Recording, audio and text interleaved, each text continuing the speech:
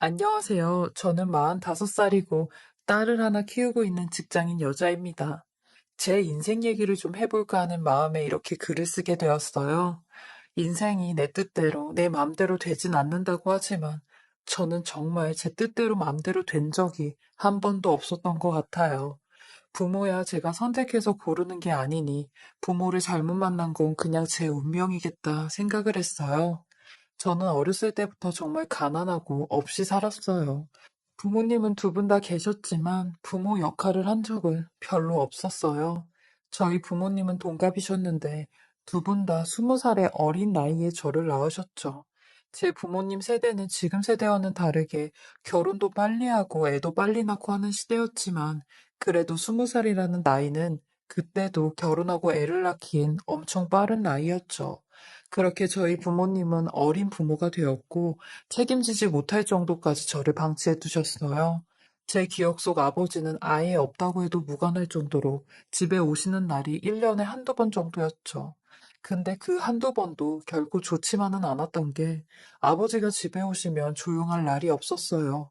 오실 때마다 엄마랑 싸우셨거든요. 집이 난장판이 되고 동네가 떠나갈 듯이 소리를 지르셨으니 그런 모습을 볼 때마다 차라리 아버지가 집에 없는 게 저를 살리는 거라고 생각을 했죠. 뭐 때문에 그렇게 두 분이 싸우셨는지 어렴풋이 기억을 돌이켜보면 아버지의 무능력함과 여자 문제 때문에 싸우셨던 것 같아요. 엄마는 평생 아버지 원망으로 세월을 보내셨죠. 그리고 그 원망의 끝엔 항상 제가 있었어요. 엄마한테 하도 많이 들어 귀에 딱지가 앉을 정도였는데 네 아빠랑 똑같이 생긴 너만 봐도 아주 친절머리가 나. 꼴도 보기 싫다고. 너만 없었어도 내 인생이 이렇게까지 망가지진 않았을 거야. 근데 너 때문에 다 망친 거야. 너 때문에. 하며 아빠를 똑 닮은 저를 미워하셨어요. 지금 생각해보면 엄마가 극심한 우울증을 겪으셨던 것 같아요.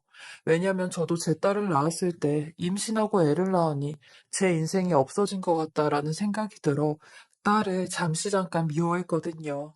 근데 병원에서 이게 산후 우울증이라고 하더라고요. 그때 알았어요. 이런 마음이 드는 게 우울증이라면 엄마는 평생을 이런 감정으로 사셨겠구나. 아빠도 없이 혼자서 나를 키울 생각을 하니 많이 힘드셨겠구나 하는 생각이 저도 엄마가 되어보니 알겠더라고요. 그렇지만 엄마에 대한 좋은 기억은 단 하나도 없어요. 저는 항상 엄마의 감정 쓰레기통이었고 엄마 눈치만 보기 바빴으니까요. 엄마가 심기가 불편할 때면 숟가락을 식탁에 올려놓는 것도 시끄럽다며 온갖 비난을 다 들었어야 했어요. 근데 엄마가 기분이 좋으면 소리를 내서 숟가락을 올려놓든 쩝쩝대며 밥을 먹든 아무 소리도 안 하셨거든요. 뭘로 비교를 해도 비교가 안 되겠지만 굳이 강아지로 비교를 해보자면 저는 엄마의 개였던 것 같아요. 주인 눈치 보면서 울고 싶어도 웃어야 되고 웃고 싶어도 울어야 되는 그런 존재였죠. 근데 이런 엄마가 아빠를 떠나 재혼을 했어요. 근데 이런 재혼을 두 번이나 하셨죠. 엄마가 재혼을 두 번이나 할 동안 저는 두 명의 동생이 생겼고 두 번의 큰 아픔을 겪을 수밖에 없었어요. 다행히 엄마는 저를 버리지는 않았고 재혼하실 때마다 절 데리고 들어갔어요. 이런 점은 엄마한테 고마웠죠. 근데 그 집에서도 가시방석이었던 게 새아빠들의 눈치를 엄청 많이 보면서 살았거든요. 혹시 내가 실수라도 하면 버려질까 하는 생각에 없는 사람처럼 지냈습니다. 그러니 말수도 점점 줄고 성격도 완전히 내성적이고 소극적인 사람이 되었어요. 근데 저는 제가 결혼하기 전까지 이렇게 활발한 사람인 줄은 남편을 만나고 처음 알게 되었어요. 그리고 행복한 결혼 생활을 하니 제가 굉장히 활발한 사람이었더라고요. 저는 이런 엄마의 품을 빨리 벗어나고 싶어 26살의 이른 나이에 결혼을 했어요. 그리고 다행히 제 유년기 시절을 보상이라도 받듯 가정적인 남편과 인자한 시어머니를 만나게 되었습니다. 특히 저희 시어머니가 엄마를 대신해 저한테 너무 잘해주셨어요. 저희 남편이 외동아들이었는데 외동아들을 둔 시어머니 같지 않게 저를 딸처럼 아껴주셨죠. 제 과거를 들으시고는 니는 이제 내 딸이다. 그러니까 나를 엄마라고 생각해. 하며 친정엄마 둘이다 하셨죠. 수원 엄마가 힘들게 하면 원주 엄마한테 와서 속상하다고 하고 반대로 원주 엄마가 힘들게 하면 수원 엄마한테 가서 내 흉도 보고 그래. 우리 집에 우리 셋밖에 더 있냐? 똘똘 뭉쳐서 짧은 인생 행복하게 살아야지. 그 짧은 인생 서로 싸우고 미워하는 우리 시간이 너무 아깝잖니? 하시며 저만 보면 뭐 하나라도 더 주시려고 하셨던 분이세요. 제가 가족의 의미를 다시 깨닫게 한 분이시기도 하셨죠.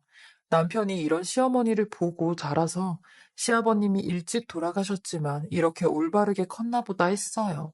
그리고 저희 엄마는 절 시집 보내고 아예 연락이 끊겼어요. 그런데도 너무 행복했네요.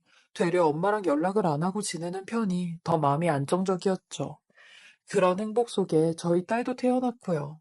하지만 저의 이런 행복을 불행의 여신이 질투라도 하듯 결혼 생활 딱 10년 만에 저한테 어마어마한 일이 하나 생기고 말았습니다. 도대체 내가 전생에 무슨 죄를 지었길래 이런 시련을 주는지 하늘이 원망스러웠습니다. 마치 저는 행복하면 안 되는 사람처럼 말이죠. 결혼 생활 10년 만에 본인을 똑 닮은 저희 딸만 남기고 남편이 이 세상을 떠나게 되었어요. 그것도 억울한 사고로 말이죠. 근데 그 사고엔 저희 시어머니가 계셨고, 시어머니는 아들 목숨까지 앗아간 그런 파렴치한 어머니가 되셨어요. 그때가 제 나이 36살, 남편 나이 39살, 그리고 시어머니 나이 63살이었죠. 시어머니는 매번 저희한테 어디 좀 데려다 달라고 하시는 게 미안하다며 늦은 나이에 운전면허를 따시게 되었어요. 그리고 사고가 난 그날, 시어머니는 남편에게 이제 자신감이 붙었다며 오늘은 고속도로 연수를 하면 안 되겠냐고 하셨고 남편은 알겠다고 그러자고 하며 나갔거든요. 그게 마지막 모습이었습니다. 근데 이런 사고를 당하게 된 거죠. 시어머니는 남편이 있는 오른쪽에서 졸음 운전을 하는 덤프트럭을 못 보셨고 그 차는 그대로 저희 남편이 있는 보조석을 향해 돌진했고 방어 운전을 미숙한 시어머니는 당황을 하시다가 본인이 뭘 밟으셨는지조차 기억이 나지 않으셨다고 했어요. 그렇게 저희 남편은 그 자리에서 운명을 다했다는 연락을 받았습니다. 시어머니는 혼수 상태라고 했죠. 그 연락을 받고 제가 어떻게 병원까지 갔는지 전혀 생각이 나지 않아요. 온몸이 사시나무같이 떨려왔고 무서웠고 믿을 수가 없었습니다. 저는 36살의 나이에 과부가 된 거죠. 혼자 남편의 장례를 치렀고 이 상황을 아무것도 모르는 어린 딸은 그저 지 아빠 영정사진 앞에서 아빠가 왜 저기 있냐며 얼른 나오라고 아빠 얼른 나오라고 하는데 정말 혼자서 감당하기가 너무 힘들었습니다. 그렇게 혼자 남편의 장례를 마치고 시어머니께서 깨어나셨다는 소식을 들었어요. 근데 차마 시어머니 얼굴을 볼 수가 없겠더라고요. 남편의 부재를 알리는 것도 힘들었지만 솔직히 시어머니가 원망스럽고 미웠습니다. 그날 제가 그렇게 나가지 말라고 얘기를 했는데도 기어코 나가 제 남편의 목숨까지 앗아갔다는 생각이 들어 솔직히 시어머니 얼굴이 너무 보기가 싫었어요. 그런데도 시어머니를 찾아가 전부 다 말씀을 드렸고, 시어머니는 가슴을 부여잡고 주먹으로 가슴을 내치시며, 내가 죄인이라고, 내가 갔어야 됐는데 내가 죄인이라고 하시더라고요. 그때는 시어머니의 아픔을 돌봐줄 틈이 없었어요. 왜냐면 저도 세상이 무너지는 것만 같았거든요. 그리고 시어머니한테 두 번 다시 보지 말자고 했습니다. 어머님은 제 앞에 나타나실 자격이 안 된다고 했네요. 그렇게 모진 소리를, 악한 소리를 다 내뱉고 쭉 시어머니를 보지 않고 살았어요. 그리고 심지어 남편의 제사 때도 오시지 못하게 했습니다. 지금 생각해보면 그때 제가 시어머니한테 정말 못할 짓을 한 거죠. 부모나 배우자를 잃은 슬픔보다 부모가 자식을 잃은 슬픔이야말로 말로 형용할 수 없을 정도로 가슴이 사무치는 일인데 그때는 제 슬픔만 생각하고 시어머니의 슬픔은 보지 못했던 거죠. 지금 생각해보면 제가 너무 못된 며느리이고 못된 아내였던 것 같아요. 하지만 시어머니는 저의 이런 행동에도 때만 되면 김치고 고추장이고 된장이고 돈 봉투까지 문 앞에 두고 가셨어요. 그저 미안하다라는 쪽지만 남기신 채로요. 그런데도 저는 시어머니 얼굴 보지도 않고 살았습니다. 그렇게 5년 정도 시어머니 얼굴을 안 보고 시어머니를 미워하며 살았는데 이런 저한테 또 한 번의 시련이 왔죠. 시어머니를 미워하고 증오한 벌이라도 받듯이 전 41살의 나이에 유방암에 걸리게 되었습니다. 회사에서 하는 건강검진으로 알게 되었는데 병원에선 1기라 생존율도 높고 수술도 간단하다고 했어요. 하지만 덜컥 그런 생각이 들더라고요. 이 어린 딸을 두고 나마저도 이 세상을 떠날 수 있겠구나 라는 생각이 들었죠. 이 정도면 제가 진짜 전생에 나라라도 팔았나 봐요. 하늘은 인간이 견딜 만한 시련만 준다고 하던데 아닌 것 같았어요. 그냥 저한테만 몰아서 시련을 주는 것 같았죠. 저는 수술과 치료를 병행해야 해서 혼자 감당해야 하는데 저희 친정엄마한테 집안일이랑 저희 딸 케어만 좀 해주면 안 되겠냐고 부탁을 드렸어요. 그러니 저한테 그러더라고요. 네 서방도 없고 네 CM이도 없으니까 이제 와서 나한테 그런 걸 해달라고? 야, 나도 내 나이가 60이 넘었어. 환갑이 넘었다고. 나도 누가 나를 돌봐줄 나이인데 내가 다 늙어서 너를 돌봐야겠니? 그리고 유방암 1기면 그거 안 죽는 암이잖아. 유방암이 제일 안 죽는 암이라는데 내가 바보야? 그것도 모르게? 너 이런 걸로 나한테 연락하지 말아라. 어디서 아픈 몸땡이 하고 와서 나한테 돌봐달라고 해? 하며 매몰차게 저를 내쫓으셨죠. 정말 이 사람은 엄마도 인간도 아닌 사람이었어요. 본인 말대로 60평생 저렇게 늙어가는 사람이었죠. 젊었을 때도 그러더니 더 지독해진 것 같았어요. 그러니 저는 이 모든 걸 혼자서 할 수밖에 없었습니다. 몸이 부서지는데도 울면서 이 짐을 다 짊어지고 갔죠. 그렇게 일주일 후면 수술을 받게 되는데 한밤중에 누가 벨을 누르며 문을 막 두들기기 시작하는 겁니다. 저는 깜짝 놀라 인터폰을 봤어요. 시어머니였습니다. 지난 5년 동안 아무 소리 없이 현관문 밖에 뭘 두고 가셨던 분이 이렇게 벨까지 누르며 문까지 두드리시는데 저는 문을 열어드렸어요. 시어머니는 온몸이 땀으로 범벅이 되셨고 숨까지 헉헉거리시며 떨리는 몸으로 제 손을 잡으시는 겁니다. 그러면서 딸아, 내 딸아, 이렇게 아픈데 왜 나한테 말을 안 했어? 아프면 엄마한테 말을 해야지. 유방암도 암인데 어떻게 그 병을 혼자 짊어지려고 했어? 하시는 겁니다. 어머님, 제가 암에 걸린 거 어떻게 아셨어요? 오늘 저녁에 네 엄마한테 연락이 왔더라. 며느리가 암에 걸렸는데 시어머니란 사람은 뭐하고 있냐면서. 그 말 듣자마자 원주에서 내가 택시 타고 너한테 온 거야. 얼마나 무서웠어. 혼자 얼마나 힘들었어. 이제 다 괜찮아. 엄마가 왔으니까 다 괜찮아. 하시며 저를 끌어안아 주시는데 저는 그 자리에 그냥 주저앉아 버렸습니다. 어머님, 어머님은 제가 밉지도 않으세요? 그동안 어머님한테 모질게 악하게 했던 거 밉지도 않으세요? 그런데도 제가 아프다고 하니까 이렇게 오시는 거세요? 하며 울부짖으며 말씀을 드리니 시어머니 제 얼굴을 쓰다듬으시며 내가 그랬잖니. 네가 시집 오고 네가 우리 집에 온 순간부터 너는 내 딸이라고. 내 딸이 마음의 문을 닫으면 열릴 때까지 기다리고 지켜보고 그 문이 열리게 하는 게 부모야. 네가 나한테 그렇게 해도 나는 기다릴 수밖에 없었어. 근데 아프다는 소리를 듣고 가만히 있을 수가 없겠더라고. 내 자식이 내 딸이 아프다는데 어느 부모가 그냥 보고만 있어. 당연히 버선발을 하고도 달려와야지. 그동안 너무 보고 싶었단다. 하시며 제 등을 어루만져 주시는데 그런 시어머니의 모습에 제가 한없이 작아졌고 죄송스러웠고 그동안 제가 시어머니한테 못되게 한 사실들이 원망스러웠습니다.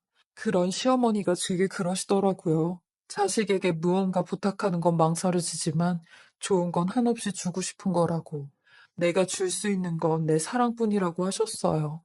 이런 시어머니의 따뜻한 마음과 정성으로 저는 수술도 치료도 잘 받았고 암 수술 받은 지 4년이 지난 지금은 누구보다 더 건강하게 살고 있습니다.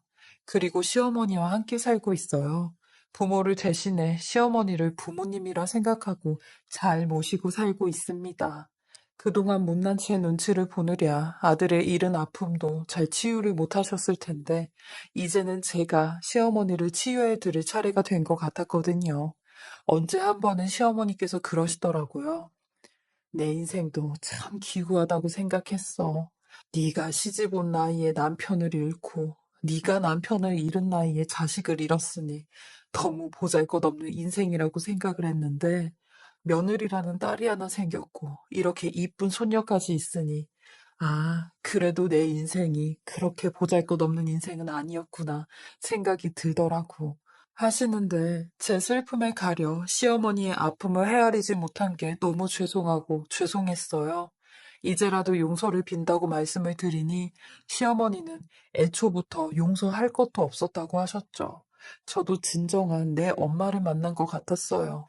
짧은 인생, 행복한 시간만 갖기도 모자른데 서로 미워하지 말고 살자는 시어머니의 말씀처럼 그 말 가슴 깊이 새겨 시어머니와 희노애락을 같이 겪으며 행복하게 잘 살려고 합니다. 시어머니와 함께 이 사연 들으려고 이렇게 글을 남겨봅니다. 이렇게 힘들었던 저도 지금은 밝고 행복하게 살고 있어요. 제 사연 들으시는 분들도 힘든 일이 있으시면 저 보시면서 저런 사람도 잘 사는구나 생각하시고 기운 내셨으면 좋겠습니다.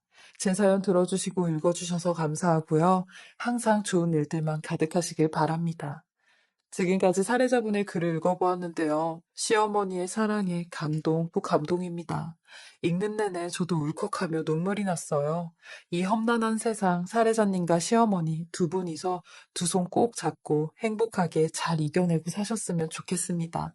항상 행복한 일만 가득하시길 저도 바라겠습니다. 지금까지 커피앤톡이었습니다.